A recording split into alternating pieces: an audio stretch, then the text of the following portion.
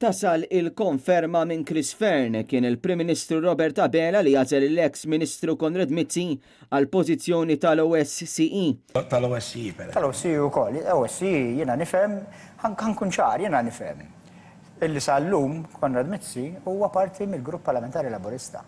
U għandu l-obbligi bħala Bilti dik il-kariga. Qed ngħidlek għandu l-obbligi li dik kienet deċiżjoni tal-Prim Ministru u ma kienx deċiżjoni tiegħi. Dan ikkonferma Fern innifsu hekk kif il-ġimgħa ġie intervistat waqt il-programm Xara Bank fuq ix-xandir tal-Istat.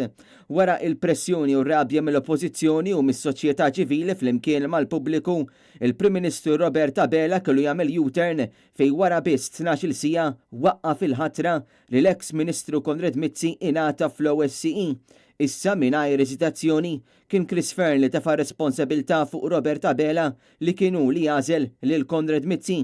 Kmini it-tlieta filgħodu il-Gvern kien ħareġ stqarrija fejn ħabbar li kien se jirtira nomina ta' Konrad Mizzi bħala kap tad-delegazzjoni Maltija l-Assembleja Parlamentari tal-Organizzazzjoni għas-Sigurtà u l-Kooperazzjoni fl-Ewropa, kariga li ġabet magħha kritika fil-konfront tal-Gvern Malti anki mill-istituzzjonijiet Ewropej. Fl-istess qarrija l-Gvern qal li talab parir legali dwar il-validità tal-kuntratt ieħor li ngħata l-ex Ministru Konrad Mizzi għal konsulenza mal-MTA b'salarju ta' 80,000 euro fis-sena.